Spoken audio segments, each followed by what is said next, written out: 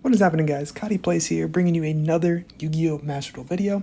And in today's video, I'm going to be showing the deck profile of the Adventure Tri-Brigade Zodiac deck that I just played and won DLEYugioh's Damage Step 43 with this past Friday, so 2 days ago as of recording this. I believe it was the first community tournament held where the new Despia cards were legal. So it was a really fun tournament. I had an absolute blast playing in it. I went 5-0. And I was able to come away with a win. Round 1, I played against... I'm sorry, not round 1. Round 2, I got to buy round 1. Round 2, I played against a Adventure Tenyi deck, and I was able to take that matchup 2-1. Round 2, I played against a pure Despia deck. At least I believe it was pure. From what I saw, it was pure. I won that match 2-1 after losing the coin flip and losing game 1. Game 3, unfortunately, he bricked going first, but sadly, it is what it is. Round 3, I played against a Tri-Brigade, branded Tri-Brigade deck, which is really, really interesting. That was a fun matchup, and that's a deck that I'm definitely going to consider playing here in the next couple weeks after I test some of the other meta. Round 4, I played against an Altergeist who made it to top 4. I wish I could have seen him do Altergeist stuff, but I opened back row removal game 2, and there was nothing he could do. Then in the finals, I played against a Adventure branded Despia deck. Overall, the tournament was really smooth. I never felt like I had a bad matchup against anything. This deck does kind of have a bad matchup against Despia if they're able to put the Necro World Banshee in the graveyard and get Zombie World onto the field. Which I should note that in that round 3 against the pure Despia deck, he did get Zombie World on the field turn 1, but he didn't have any other plays. He just had a monster set and a back row set. But I was just able to out it pretty easily with the adventure stuff. So this deck does have a bad matchup in that sense, but it also has outs, which is nice. But yeah, moving on to the actual deck profile. Starting off with the Tri-Brigade stuff, I'm playing triple Nerval, triple Kit, double Karas, double Fractal, and double Tenki. It has their both at 2 for whatever reason, and Foolish Burial can kind of be thrown in there because Foolish Burial acts as a starter for the Tri-Brigade stuff, and then the 1 Revolt, of course. These ratios are pretty standard at this point. I think everyone's playing these. I thought about moving up to 3 Karas because it's really, really good in this variant specifically because it doesn't use your normal summon, but that's testing for another day. And then for the Tri-Brigade stuff, we're playing the triple Thoroughblade, the 1 Whiptail, and the 1 Ram. This was a side deck event, so I didn't have to play any back row removal on the main board outside of the Draco back. So I was able to kind of max out on Zodiacs, which is pretty nice. But in a non-side deck tournament, I would probably cut one of these for Harpy's Feather Duster or a Twin Twister. But, we'll see. Then, of course, the double Tenki kind of goes along with the Zodiac stuff as well. And then for the adventure stuff, we're playing the double Enchantress, the 1 Griffin Rider, the double Right, the 1 Fateful, and the Foolish, as it dubs over as an adventure card as well, as a Tri-Brigade card. Also, I want to go ahead and note that I apologize for this being recorded on a phone. My computer has officially bit the dust, so any videos I record for the next couple weeks at least are going to be through the phone. Hopefully I can get my computer fixed or a new one here soon, and I can get back to more high quality content. That's actually why I haven't uploaded anything since the Sword Soul video, but enough about that. Let's move on to the hand traps. Just wanted to go ahead and put that out there. Move on to the hand traps. Triple Maxi, triple Ash Blossom, double Nibiru, and triple Infinite Impermanence, as well as the 2 Called by the Grave and the 1 Crescent Designator. This is 11 hand traps in the main board, and then 13 to 15 post side, which is pretty consistent in my opinion, especially in a 40 card deck. You want to play at least 10. 12, 13 is probably optimal. Like 12 probably is optimal, but 11 is good too. I decided to play Imperms over Droplets because it's a hand trap, and it's a going first and going second card, as opposed to Droplet, which is really just a going second card and doesn't really pair too well with other hand traps. But you could play Droplet and it would be totally fine. Or Dark Rule or something like that. Moving on to the extra deck, the Zodiac stuff, so the Tiger Mortar, the Borbo, the Trident, and the Chakanine, as well as the 1 Zeus. This is super relevant. This is super important in this deck, not just because it makes Zeus, but because it allows you to play under the adventure restrictions with your Tri-Brigade cards. And I'll get to that in the gameplay. And then 1 Almirage, because it makes your bad hands good if you have like a Nerval or a Kit. The 1 Double Dragon Lord, the 1 Ferrigite, the 1 Bearbrum, the 1 Doom Eagle, the 1 Silver, the 1 Apollo, Appaloosa, sorry, the 1 Access Code Talker, and then the 2 Omen, rounding up the extra deck lineup. Moving on over here to the sideboard. I decided to play double DD Crow. You can main board DD Crow, and I might start doing that because it's searchable turn 1. It's just searchable in the deck, not specifically to turn 1, but it's just searchable in the deck with Omen. So I might put this in the main board, especially in non-side deck tournaments. That could be really good. Double Droll, insane against Despia, insane against Flunder, pretty good against adventure stuff, so no reason not to play it. Double Token Collector. The meta is got Sword Soul in it, Prank Kids in it, Adventure in it. You should play Token Collector. This card's insane. Then the back removal is the 1 Duster, the double Twin Twister, and the 3 Evenly Match. But Evenly Match also dubs over as a board breaker. And then the triple Anti-Spell, because Anti-Spell is an FTK against pretty much any deck. Honestly, if you open this plus combo, you're going to win. It's also just absolutely dominates Despia. And I decided to play this over D-Barrier, but D-Barrier is also very, very good. That is it for the deck profile. Moving on over here to the replays. I'm going to go and start. So this is the finals. This is the finals against the Adventure Despia deck. And I just wanted to show this finals because I wanted to get some gameplay in there against a high-level competition. And also to show what the deck does, and show what the deck does in like niche, weird scenarios that you could find yourself in like real games. Obviously, there's side deck gameplay, so this is not too super applicable to the ladder, but the matchup is still relatively the same. Like I'm gonna play DD Crow in the main board on the ladder. So, yep, I'm gonna go ahead and start off here. What you want to see in your opening hand with this deck is you want to see the access to the Adventure engine, access to the Zodiac engine, and access to Tri-Brigades. Luckily, I opened the best possible combination of that. I opened the Fractal, which gets a lot of Beast Warriors and stuff in the graveyard. Beast Warriors, Wing Beast. It gets a lot of them in the graveyard, and gets me a Tri-Brigade. And I opened the right, access to the right, and I opened the Zodiac, and I opened a hand trap. Almost a perfect hand. The only downside to the hand was I opened 2 Thoroughblades, but that's not even that bad, because I'm going to discard 1 anyways. I'm going to go ahead and summon the Thoroughblade, not use its effect because you want to be able to use your right, go into the Trident, toggle on here, it's really important that you toggle on, activate the Right of Aramazir, activate the Trident's effect, detach, quick effect, pop the right. The reason you want to do this is because it detaches your Thoroughblade, or your whatever Zodiac you have, and gets it into the graveyard.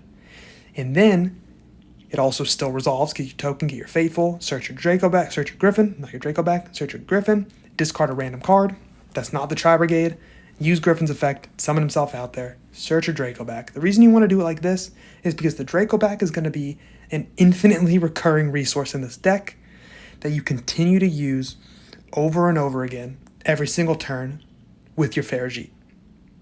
Really, really powerful when you're able to abuse that. It generates a lot of card advantage.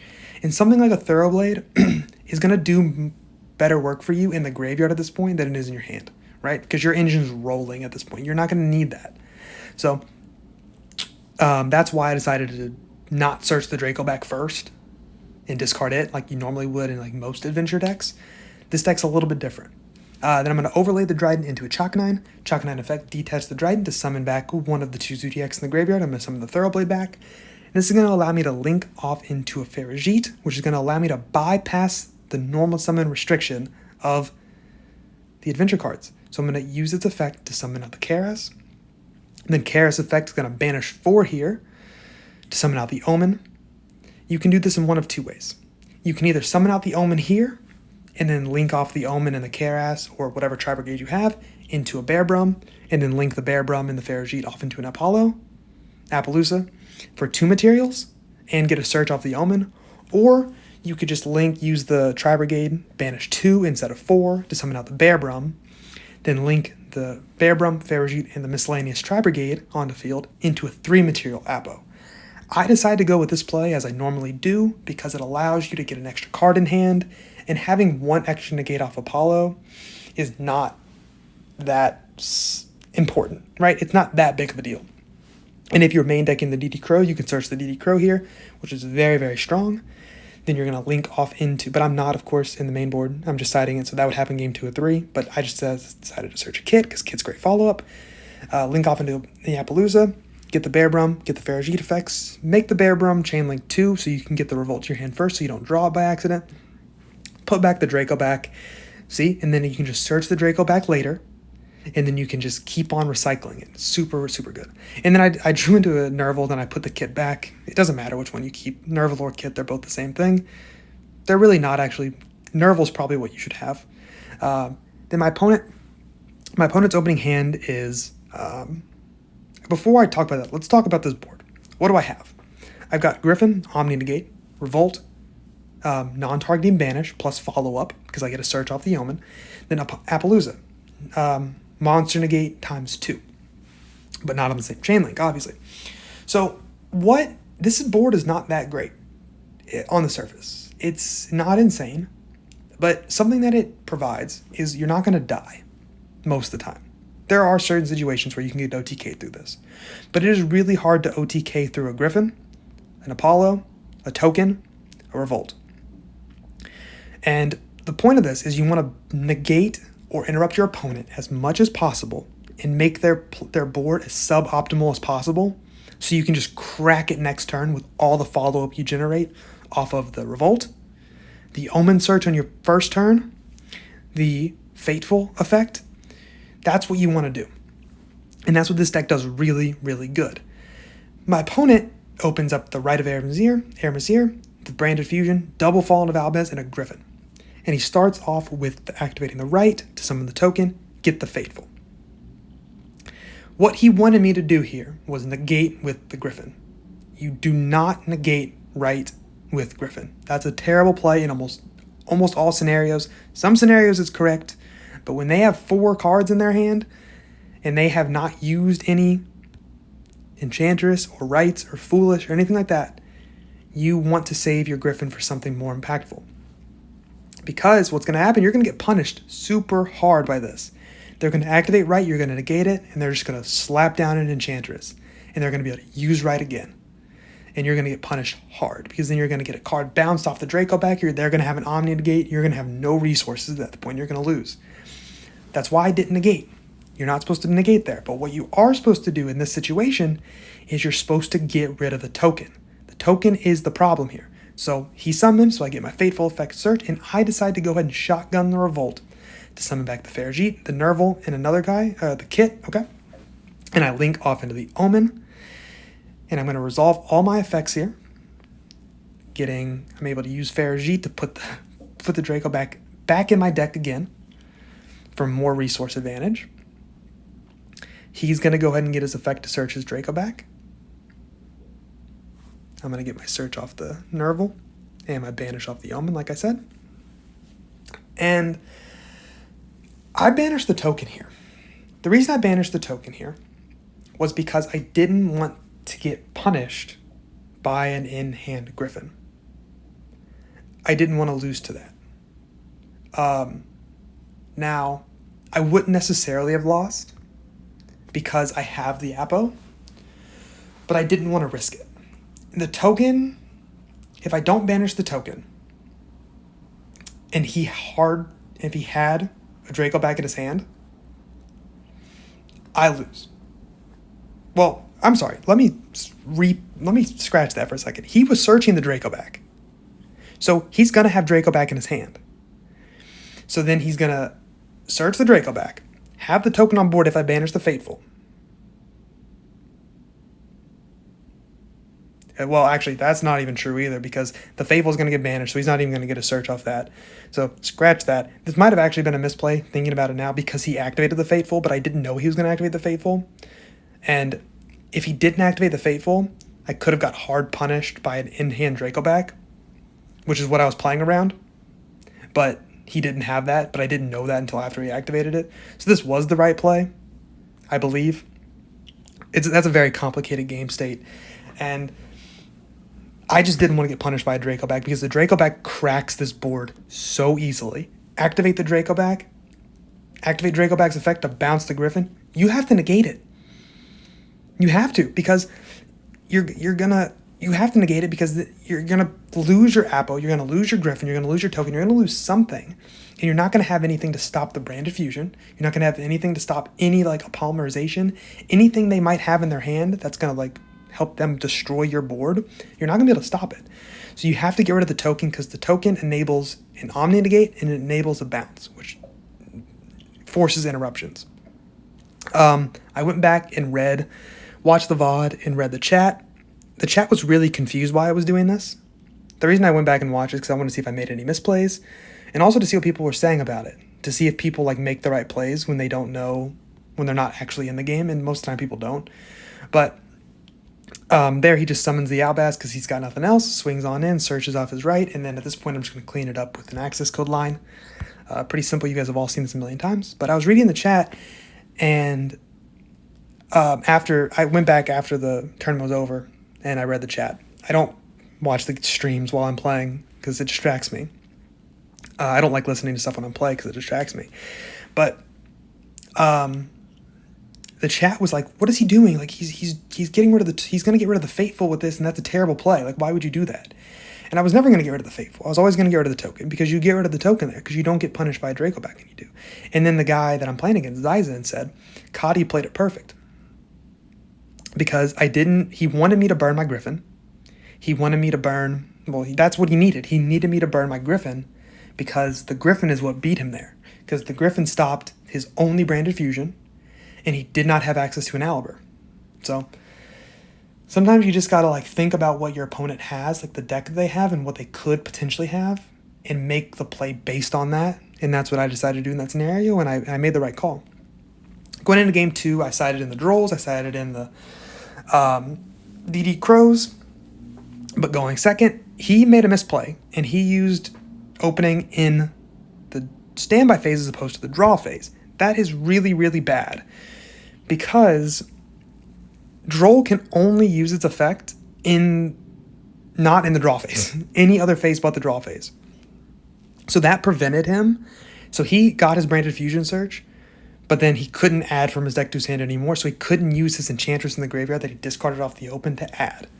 What would have been better is if he toggled on faster and used opening in the draw phase, and draw phase pitch the Enchantress, summon the Aliber effect search a Branded Fusion, then go to main phase, activate Enchantress to search out the right, then get hit with Droll. Because what would have happened was he would have activated right, get a token, get Fateful, then he would have activated Branded Fusion and got ashed all the same. So it would have been better for him because he would have ended with a Fateful, which is follow-up, and a token, which is defense. But he made a misplay, and there's really not much you can do about that.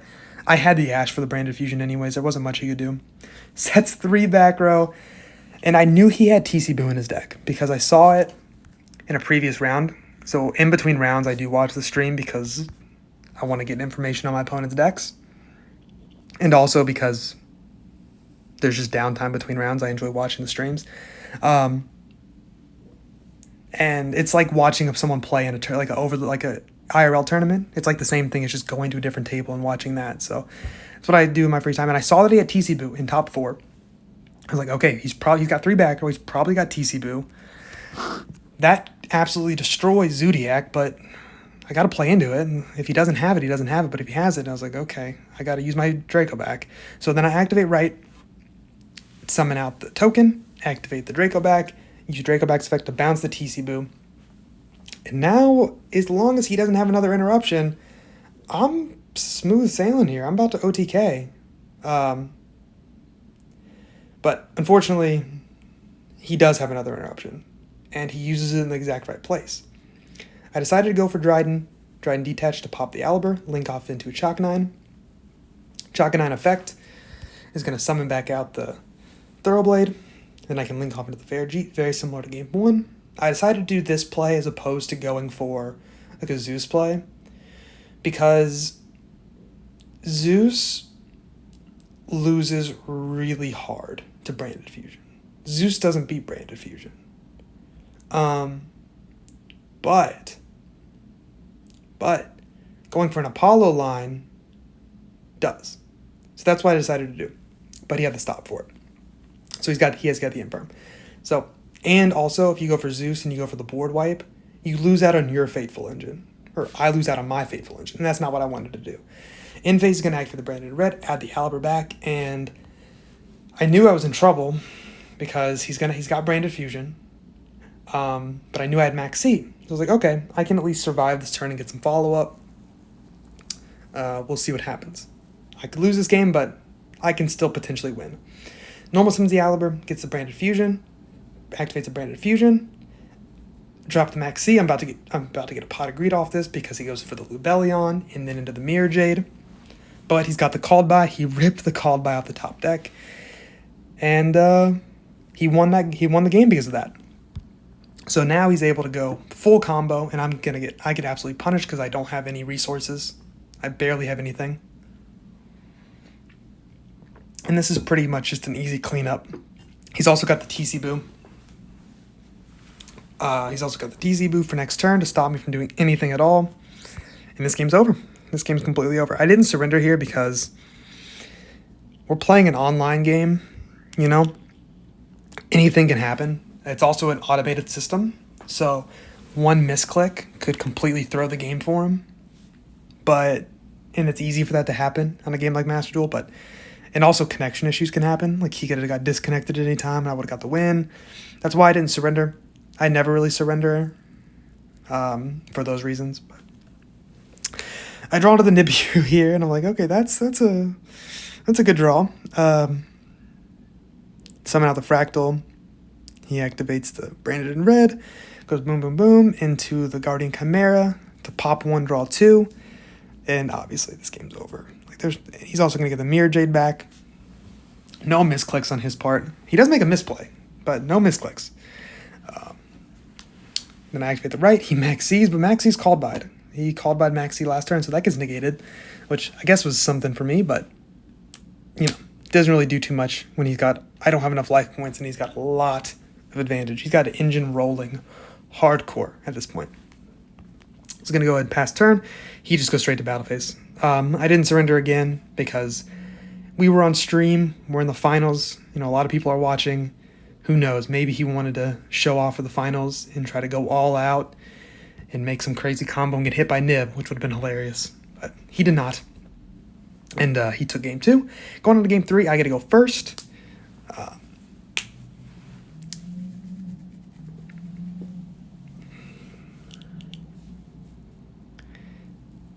Alright, opening hand is Nerval, Thoroughblade, Foolish, Dracoback, Imperm, and he's got Maxi, Imperm, Red, Ash Blossom, and Opening. I opened a great hand here. Start off with the Foolish for the right banish to go search. He hits me with the Ash Blossom. Debatable whether that's the right play, but in this situation it was. Honestly, yeah, I think against this deck it is the right play, almost always. Normal summon the Nerval, gets hit with Max C. I'm like, you know what, I'm not going to push it. I'm not going to get my search, not going to get my draw. Just set my Imperm, pass. If I lose, I lose, right? He activates Opening. In the draw phase, discards the red to go summon out Aliber. He discarded red. So I thought one of two things. I thought, okay, either his hand is so bad that he has to get rid of, this is the most useless card in his hand, or his hand is so good that this is the worst card in his hand. And there's in no situation did I see this happening and think that I thought really hard, whether Branded in red getting discarded was significant or not. I overthought it, honestly. I didn't really know what to think when he discarded a Branded red, because usually you don't discard Branded in red because it's follow-up. But he did, and I was like, okay. What could that mean? And I thought about it a lot and decided it didn't change my decision. No matter what, you imperm the Aliber, because there's really nothing else to imperm in this deck. You could imperm the Lubellion, but they're going to still get a Tragedy Search off that. It's not what you want to do. You always imperm or Valor the Aliber, in my opinion. And that ends his turn. Luckily, he didn't. In the little one-on-one chat that you have when you're playing people, I said hard punished by a hard drawn Branded Fusion ? 4 question marks, and he didn't, luckily. So I was in the clear. Go ahead and start doing Tri-Brigade stuff. Link up the Amrach, get the search, summon out the Thoroughblade, go for the Chakanine play. Pretty standard. I try to do this pretty much every game because it gets you a lot of resources in the grave. It makes your grind game really, really strong. So, summon back out. I went ahead and used the Amaraj here to protect. You don't need to. I just did it because I wanted to free up the link space. Go into Ferajit, summon out. He did not imperm. He didn't imperm there. So I thought one of 2 things. I thought he was screwed. Mostly. I thought he was screwed. I thought I was about to OTK him, to be honest with you. I didn't think he had nib. I didn't read nib. It makes sense that he's got nib, but I thought he would imperm it.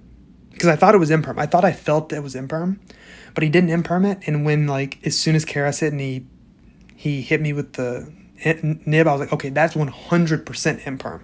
Because I felt it the entire time. Even before the Aliber was gone, I felt it. So it's not branded in red. And I was like, it's got to be imperm. Like, or technically it could have been opening, but I didn't think it was opening. I thought he would discard opening off opening, if that was the case. So I was almost 100% sure it was imperm, but then he hit me with the nib, and I was like, okay, yeah, it's definitely 1,000% imperm. And then Ferajit effect, draw, called by the grave, absolutely clutch draw. That was an insane draw. I was so happy to draw that. His turn rolls around, he draws Ash Blossom, swings on in with the token, into the token. I don't revolt that because there's no point to revolt the nib. The nib is not a threat. Not a threat in the slightest. Because end phase, I'm just going to revolt, get follow-up. Worst case scenario, next turn I crash into the nib, but that's not going to happen. I wanted to see if he set the back row or what before I did anything. So I just took the 200 damage because I don't need the token. And then he decides to summon out the Ash Blossom and go for a Verte. I think this is a misplay, personally. I think it probably would have been better to just let him, just keep the imperm Ash. But that's debatable. You know, doing this gets you follow-up in the form of Albion.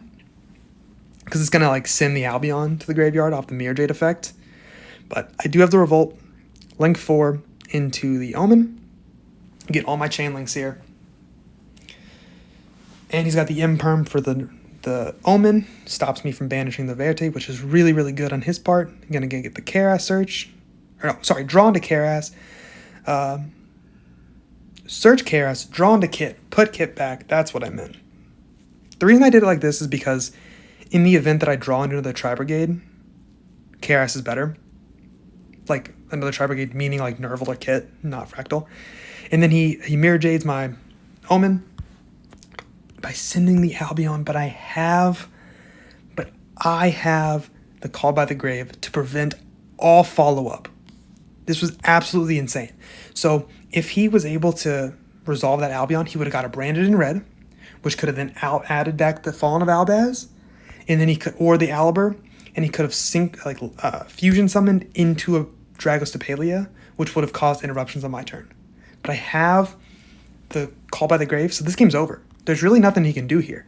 And on top of that, I draw Nerval, so it's instant FTK. This is literally an FTK, not FTK, but it's an OTK.